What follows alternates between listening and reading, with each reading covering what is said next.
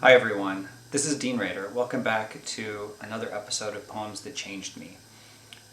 Today's poem, The Colonel by Carolyn Forché, changed me very early in my writing career.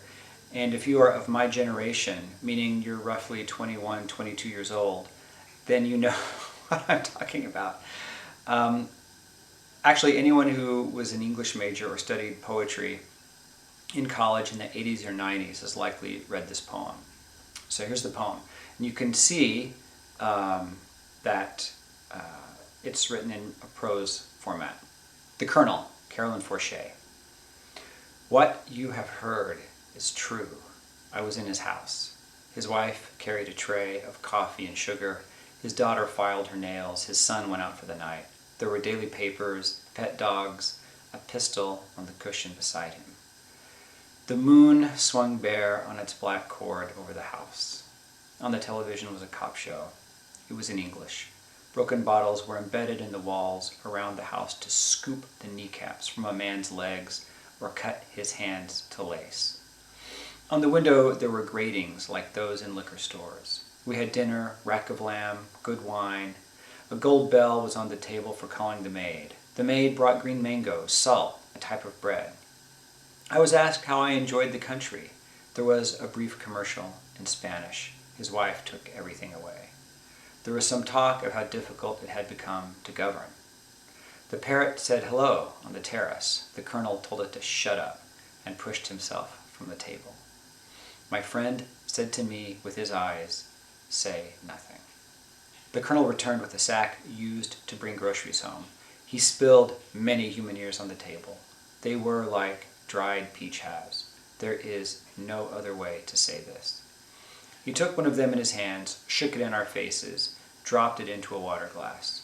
It came alive there. "I am tired of fooling around," he said. "As for the rights of anyone, tell your people they can go fuck themselves." He swept the ears to the floor with his arm and held the last of his wine in the air. "Something for your poetry, no?"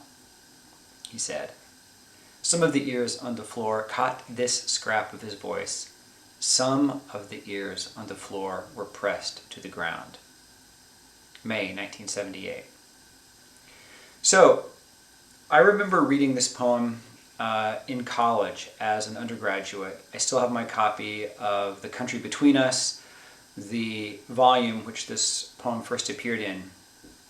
And I remember being sort of astonished by the way the poem looked on the page. It might have been one of the first prose poems I had ever read. And I was struck not only by the way it looked on the page, but also its tone. I had been a journalism major briefly in college. I had gone to college thinking I was going to be a journalist. I had actually written for my hometown newspaper when I was in high school. So I was very struck by the objective tone of this poem. Very journalistic, absence of any emotional language, completely devoid of any sort of drama. Very straightforward, very objective. She actually breaks many of the rules you're taught in beginning creative writing courses. Declarative sentences, repetitive sentence structure, clipped diction and syntax. In fact, the only real use of figurative language is that gorgeous line, "The moon swung bare on its black cord over the house." Beautiful, beautiful line. And what that line does is it makes the other non-figurative, non-metaphorical language of the poem really jump out. So this was one of the first great examples for me of how the tone of the poem can work in concert with the form of the poem, because its prose structure indicates a kind of absence of poemness, right? If it were lineated, vertical, in stanzas, it indicates, from a semiotic perspective, I'm a poem. But in this block pattern, it indicates I'm prose. And we come to prose differently than we come to poetry.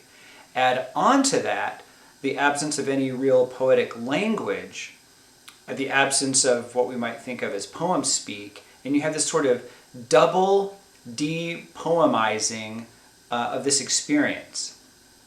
The other thing that has changed for me, and it's connected to the first thing, is that it has become known as a poem of witness. In fact, I think the success of this poem is really what prompted Forché to put together her phenomenal anthology, Poetry of Witness, which I'm actually using right now in a class I'm teaching. One of the things that's really cool about this poem is how she uses the sight of the poem almost as a camera. It's as if this poem is a very short documentary film, but in text. She uses the sight of the poem not to look inward, not to point the camera inward, but to rotate that poem outward. You'll notice that she never really describes her own shock at seeing the ears on the table and on the floor. I think most of us would have been, oh my God, there were ears. She says very matter-of-factly, he spilled many human ears on the table. They were like dried peach halves. There is no other way to say this. The absence of any theatrical language there or overstatement of her own place in this setting also taught me a lot about the role of the speaker in these kinds of poems. So I wound up being really moved by this poem, not only because it's a use of poetry to call attention to human rights violations, but also because its artistry is exemplified by its lack of overt artistry. This poem changed many things for me, and probably for you too. And I am in debt to Carolyn for this fantastic poem.